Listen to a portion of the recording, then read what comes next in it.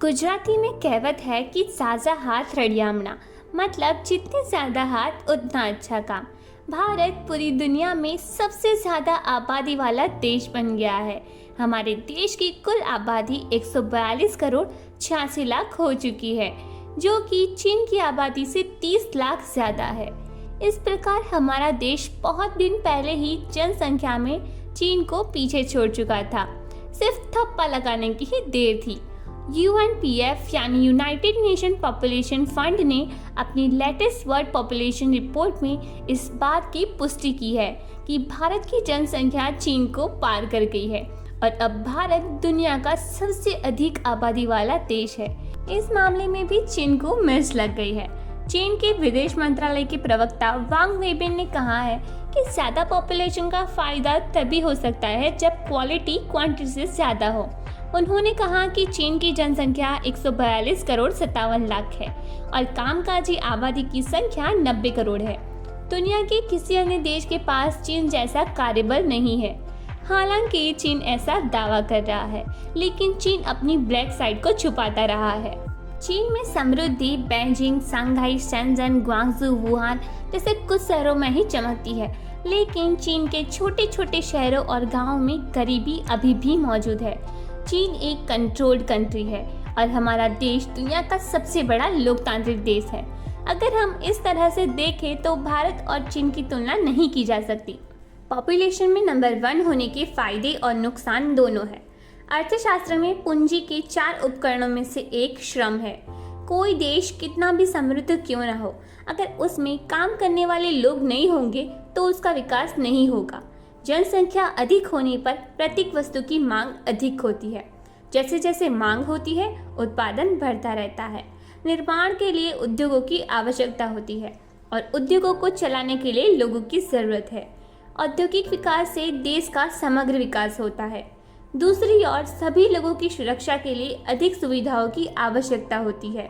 लोगों के लिए घर, शिक्षा, चिकित्सा सुविधा, सड़क, परिवहन सहित सभी बुनियादी ढांचे का विकास करना पड़ता है और ये भारत कर रहा है।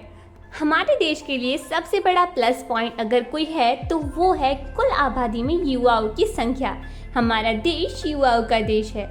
हमारे देश की कुल जनसंख्या में 0 से 14 वर्ष के बच्चों की संख्या 25% है।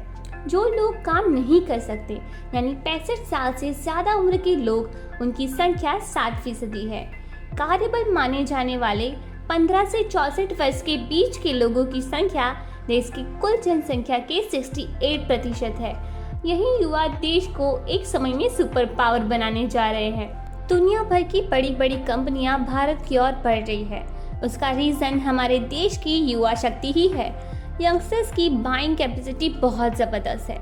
देश की यंगस्टर्स में जितना जुनून मेहनत करने का है, उतनी ही समझ पैसे खर्च करने का और मज़े करने का है।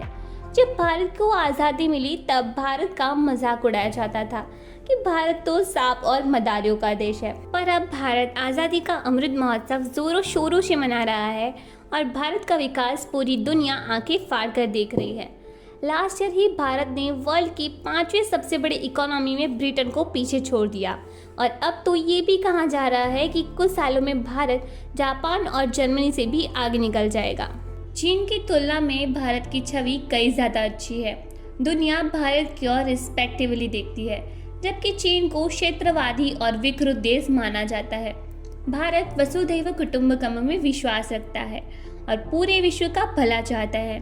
हाँ, भारत को अभी भी शिक्षा समेत कई क्षेत्रों में काम करने की जरूरत है।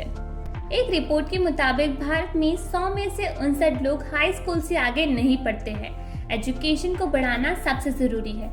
एजुकेशन अंडरस्टैंडिंग और डिसिप्लिन लाता है। दूसरी सबसे महत्वपूर्ण बात है हेल्थ सेक्टर को समृद्ध बनाने और लोगों की लाइफस्टाइल में सुधार लाने पर ध्यान देना है। भारत की तुलना में चीनी लोग ज्यादा जीते हैं और ज्यादा काम करना जानते हैं। सरकार को लोगों के जीवन को उनसे अधिक लंबा और बेहतर बनाने के लिए प्रयास करने होंगे। भारत की तुलना में चीन के लोगों की पर पर्सन इनकम 4 से 5 गुना अधिक है, इसलिए लोगों की इनकम बढ़ाना भी आवश्यक है। भारत को लेकर प्रिजम्पशंस लगाए जा रहे हैं कि भारत की जनसंख्या 2050 तक बढ़ती रहेगी। जब भारत आज़ादी के 100 साल मनाएगा तब देश की आबादी बढ़कर 165 से 166 करोड़ हो गई होगी। भले ही हमारा देश आज युवाओं का देश है, लेकिन जो आज युवा है वे भविष्य में बूढ़े होने के लिए बाध्य है। 2050 में हर 5वां व्यक्ति बुजुर्ग होगा।